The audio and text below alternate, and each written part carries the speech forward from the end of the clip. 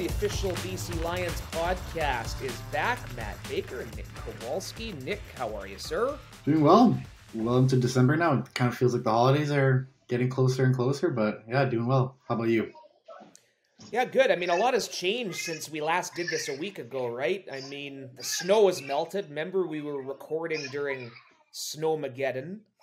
And so that's one big difference. And we are now, as much as it's bittersweet to say it, doesn't need any introduction, but we're now speaking with retired BC Lion Bryan Burnham. His second appearance. Remember, we did this way back in the cafeteria in Kamloops when it was sweltering hot out. And Bryan, how are you, sir? I'm good. Yeah, it's kind of weird to think about. Former BC Lion, Bryan Burnham, but BC Lion for life, man. I'm doing great. Oh yeah, you'll always be a Lion. It would have been a shame to see you suit up in any other colors, and some things are meant to be. So we're happy about that. But joking aside, we're recording this. I think about 6-7 hours since you made it official. Has it sunk in yet? Are you feeling like a young man or an old football player still? I still feel like a young man. It's kind of weird. It's just like I feel like like right after college again, where you're not exactly sure what's next, but it's exciting. And yeah, it's just kind of surreal. It's been a bit overwhelming. Just the outpouring of love from teammates, former teammates, guys who I've played against, fans from across the league. It's been a busy day for my phone. It's been blowing up. So no, but it's been a good day. It's it feels good, but also there's that level of, I guess you could call it, sadness, just knowing that it's official. We were kind of joking before we started the recording. You've got your kids in the background there playing like kids do. You had a bit of a Play-Doh disaster. Explain. It's just the kids and putting stuff around their mouth, and the little guy likes to sometimes sneak some Play-Doh, so I gotta keep my eye on him. But no, man, he's just having a great time. This is what it's all about, man. It's just fun being able to interact with the kids and just see the joy these just little things bring them. It's been awesome. It is a lot of fun. Fatherhood definitely changes your perspective on life. And quickly, before I turn it over to Nick, explain that aspect of it. I mean, you talked about your dad, Lem, serving in Vietnam, was also a pro football player before he retired himself. And you explained in the great video Nick did about how everything your dad has gone through in life pales in comparison to some of the adversity you faced. I mean, how much have you thought about that? Every day. I mean, that's like I mentioned in the video, that's that guy is my motivation. All the things that he went through in his life, in order to give his children a life where they won't have to struggle like that. And so for me, that's why when I face adversity, especially in football, when I deal with injuries and things like that, it really helps me kind of put things in perspective and just realize, this is whatever pain it is, whatever injury it was, this is temporary. This isn't something that, I should hang my head on.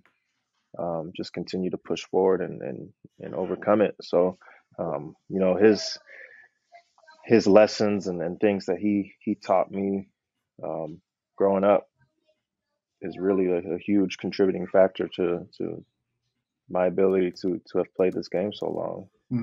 And looking ahead now, one thing you brought up in your retirement video, but also today in the media conference, was that you can now be the best husband, the best father. the best friend that you can be now post football life. Besides Christmas is coming up, but are there any other like monumental days that you're looking forward to spending time with the friends and family this off season? I mean, it's just like I think I'm excited about summer. Usually summer is reserved for training camp and football. Like that's it. There's no real like vacations or anything in the summertime. So I think being able to kind of have the summer open a little bit is going to be exciting. Being able to be outside and running around with the kids and doing stuff with them, and um, yeah, I mean, I talked about the sacrifices that I've had to make to play this game, and that's the thing. I've missed so many monumental days. I missed my best friend's wedding, um, where I was supposed to be the best man, and um, I got a concussion and wasn't able to travel and had to miss his wedding. Um, I missed my buddy's wedding just this season. Um, it was right after the West Final, and I wasn't able to make it home in time. So there's so many things that I've missed, whether it be big things like weddings like that or birthdays, having to celebrate my wife's birthday, a few days earlier, a few days later. But finally, being able to be around for those things, that's important. That's the most important thing in life at the end of the day. You always, you hear people talk about, what's really important in life. You hear people who have lived a long life, what's really important in life. And, they almost always say the same thing. It's the relationships, it's the people. So being able to be there for all that stuff is really important to me. And I'm excited to be able to kind of, dedicate my time to that now. Have you thought ahead to summer 2023, like having that middle of July weekend off, and like what are the things you're probably going to get up to?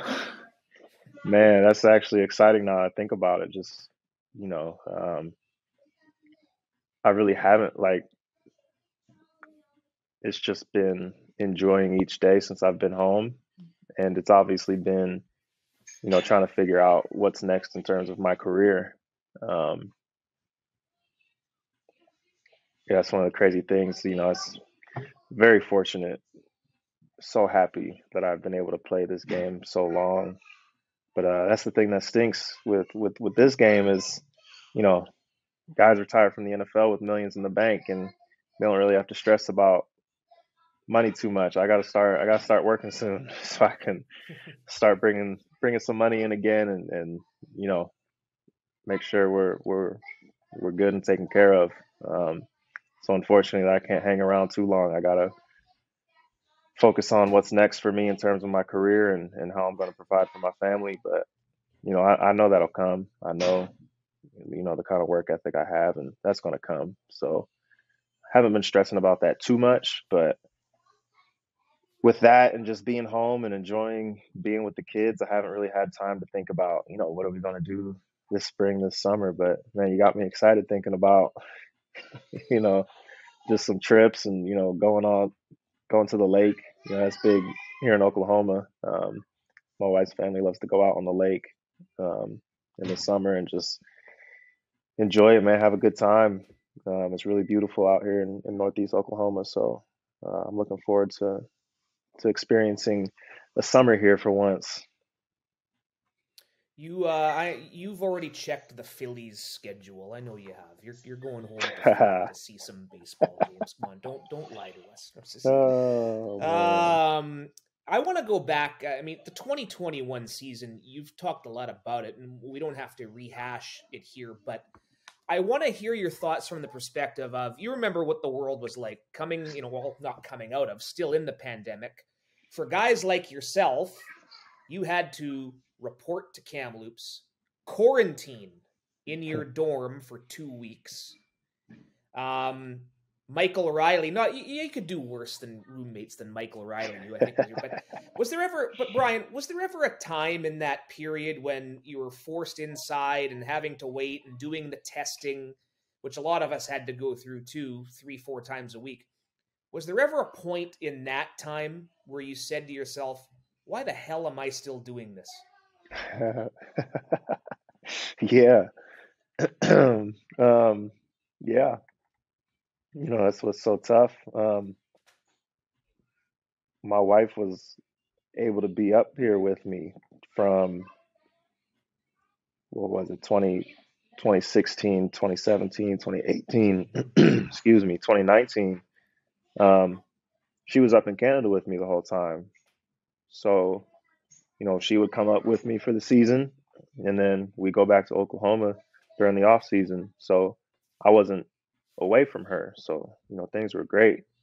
And then all of a sudden, you have COVID and you have all these restrictions, and, I'm able to cross the border, but, she can't.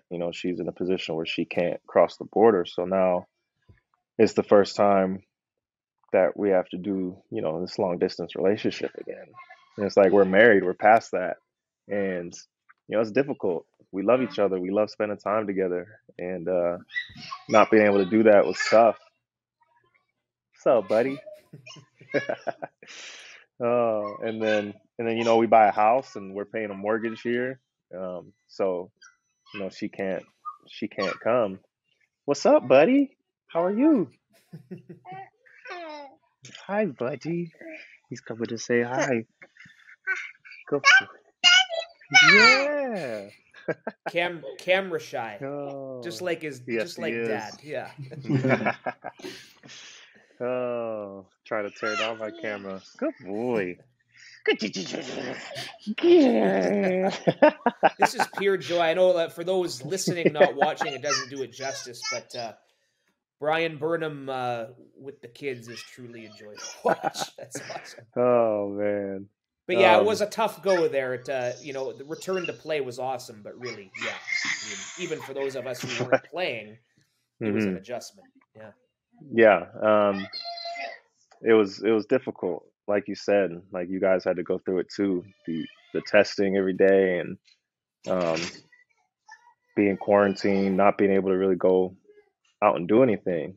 It was you're in your room, you're going to practice, you're back in your room. You're getting meals delivered to you. Um, that takes a toll on your mind, on you know just being trapped in your room, not being able to get out and see the sights and just get some fresh air. And I think mix in a really bad uh, wildfire season for Vancouver and for British Columbia that year as well. Um, it was kind of a miserable training camp. Um, yeah, it was tough. And then again, just not being able to be around and be with my wife after we had struggled that off season with the family issues I've spoken on. And yeah, it was very difficult. Definitely not something that I really enjoyed. Yeah, I didn't even factor in the air quality. I think we lost 3 or 4 practices and then didn't have a preseason. And knowing what we know Right. now about how that first game went, maybe it was a bad indicator. But anyway, want to go down memory lane with you as well as we have you here for a few more minutes. Lem and Barbara, your parents, great support you had from them. They allowed you to pursue all your dreams. But was there a specific moment, maybe playing youth football or leading up to your time going to Tulsa? Was there a big game or a big moment where you kind of said to yourself, this just might work? Hmm. Um. Yeah. I mean, I'm trying to think back. Man, so long ago. Um. I feel like there was a few moments because there was a time. It was my sophomore year in high school. My first time playing varsity. Um. And I go out and I think I make a couple of big catches in the first game, and it's like seeing the older guys on the sideline, getting excited for me and just being 15 at the time. um, Still feeling like like a little baby. That's at that time.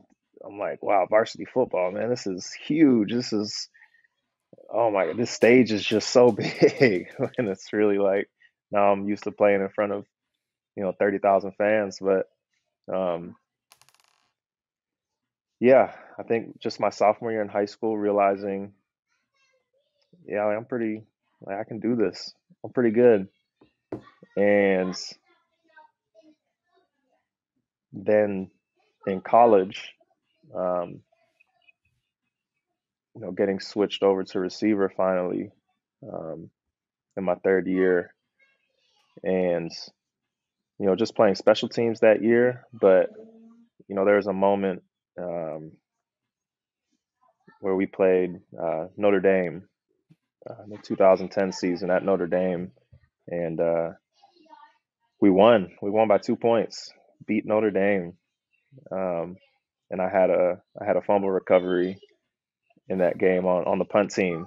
The punt returner muffed the punt, and I went down and nudged him out of the way and fell on the ball. And seeing the head coach come up and being excited for me, and just like that feeling of finally breaking through, that feeling of finally showing the coaches that I can do this.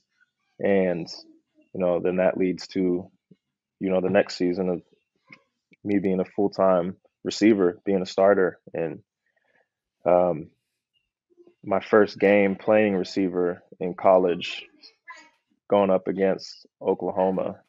Uh, First game of the season in 2011, they're ranked number one in the nation. So going into Oklahoma, playing against the number one ranked team, and scoring a touchdown was another moment where I'm like, I mean, this stage doesn't. I mean, it doesn't get any bigger than this stage. It's the number one team in the nation. It doesn't get any bigger. So for me to be able to do that was a huge confidence boost for me, and just continued to carry on through that season. And then obviously ups and downs after that, but then finally making it to BC, man. So yeah, a few moments, but those ones I mentioned, especially playing against Oklahoma, um, are some of those moments that I really realized that this is something I can make a career out of. Mm-hmm. And while we're speaking with you, Bryan, for the final time in 2022 on this platform, I have to bring up the highlight reel catches that you've had over the years. We've talked about them. You've talked about them today and previous times too. But now that you're out of the game, when you're making those one-handed catches or contested catches or anything like that, is it always the natural instincts that are kicking in, or is there something that you would do, or anything, I don't know if it's like a subtle push off or anything along those lines, or anything that you developed over the years that would help you make those catches? Yeah, that's a great question. I think there's a lot of factors that go into it. It's part of the fact that I spent every day almost in the backyard with my dad throwing me the ball, and me, diving after it, and um, just repetition, that repetition of doing it over and over and over again. And for me, my mindset as a wide receiver was always catching the football. There's a lot of guys who I want to have quick feet. I want to be fast. I want to be strong. Um, all that's good, but doesn't mean anything if you can't catch the football.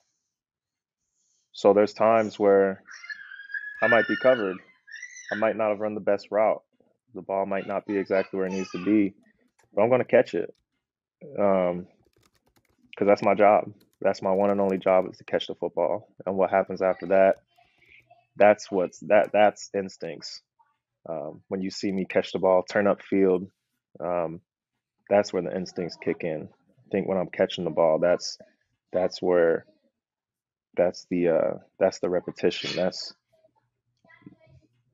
not just physical repetition, but my mental preparation, visualizing me catching the ball.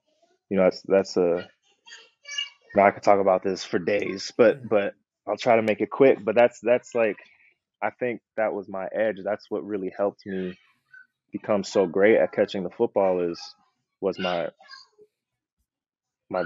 visualization. I would sit there and I would go through every single play, um, and I would just visualize it happening in so many different ways. If I have a corner route, I would visualize, okay, the DB is low. I have to release, go, ball's going to be high. I picture that. I picture the DB being off. I picture the DB making a great play. I picture the ball being short, being high. I visualize it so many different ways so that when it happens in the game, it's like, oh, I've seen this before. And it can just naturally, it just happens.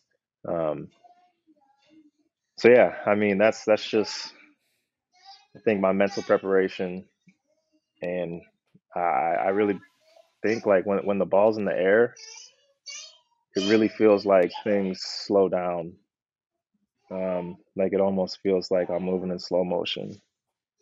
Um, and yeah, so I mean, that's that. Like I said, I could talk about this for days, man. I love the art of catching the football. Um, and, for me, just being able to focus on my body control and, and just locating the ball and there not being any excuses. There's a game, we played Saskatchewan at Sask, and Nathan threw me the ball, and the guy intercepted it. And that's my thing I hate most is I hate it if a guy intercepts the ball on me. I went a long time without that happening, but I think it happened in that game. And at first I was like, man, he needs to throw it further. He needs to be a better ball. And then I realized, no, you're just making excuses. I'm talented enough to go make that play. So that was my thing. I challenged myself to make the catch no matter what. There was no excuse. So the quarterback threw it short, he threw it whatever. No, if the ball's in the air, I gotta go get it. So man, that's why I was so great at catching the ball, because that was my focus, catching the football. That's the most important thing for a wide receiver. And yeah, everything else is secondary. Mm-hmm. Yeah, definitely spoken like a true all-star.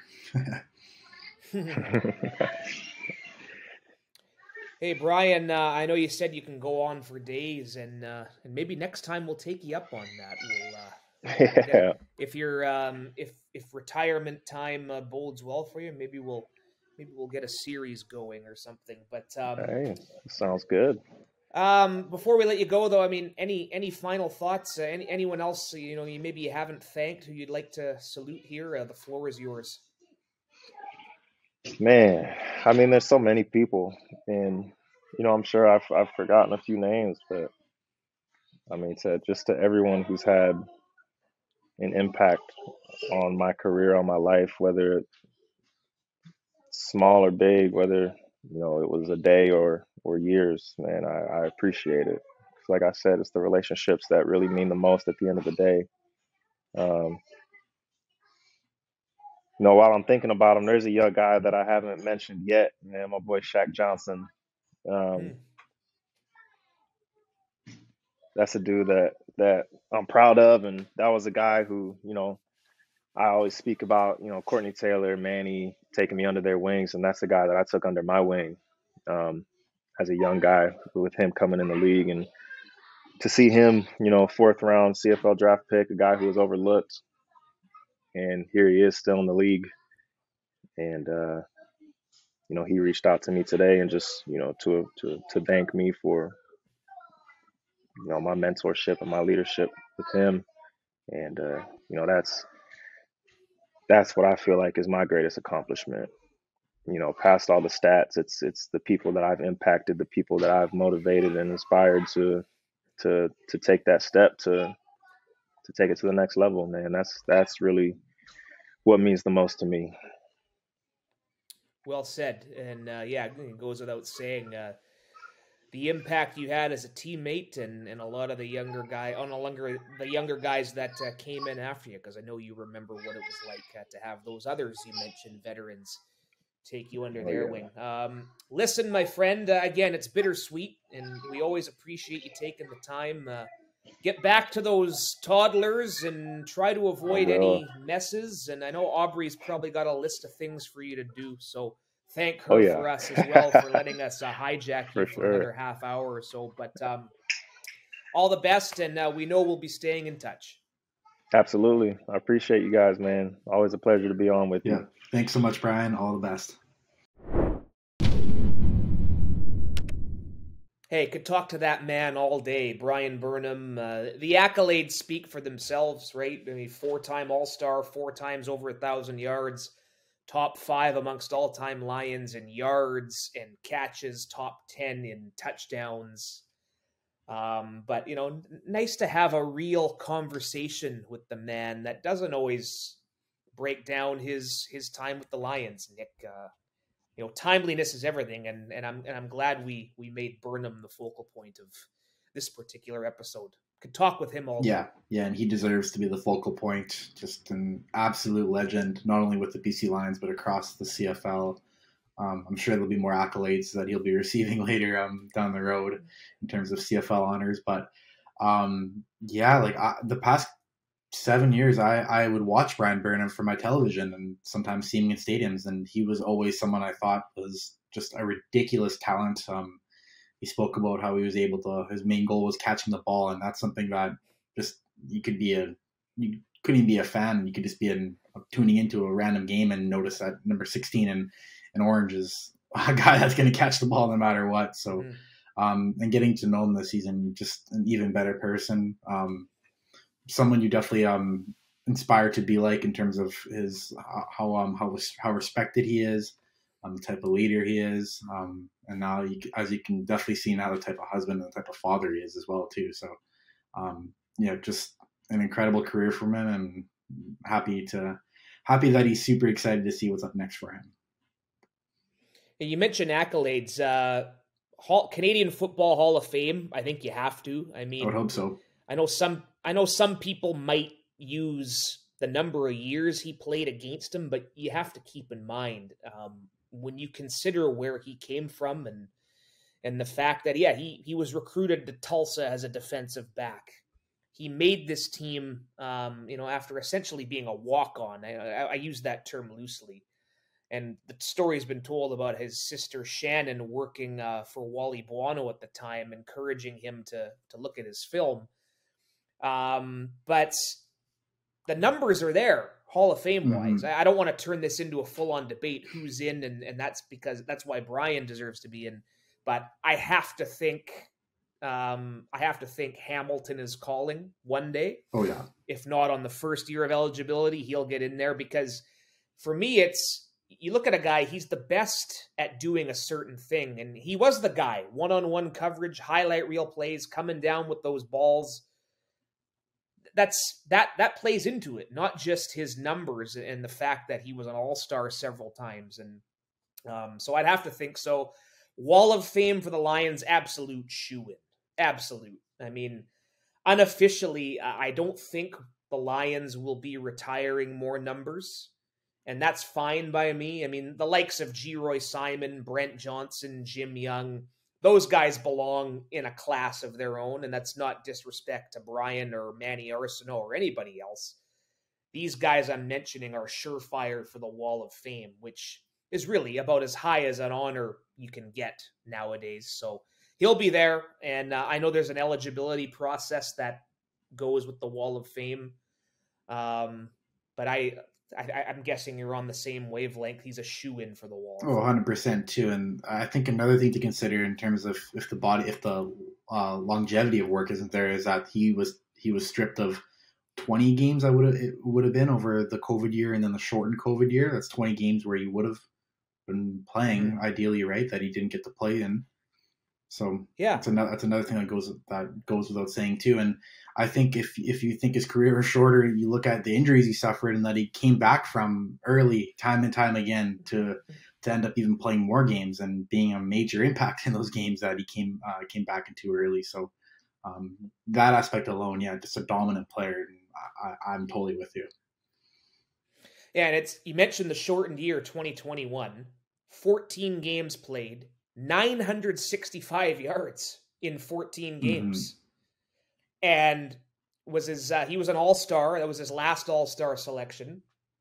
And remember, just proving how tough he is, game 12 of that year, we went to Hamilton.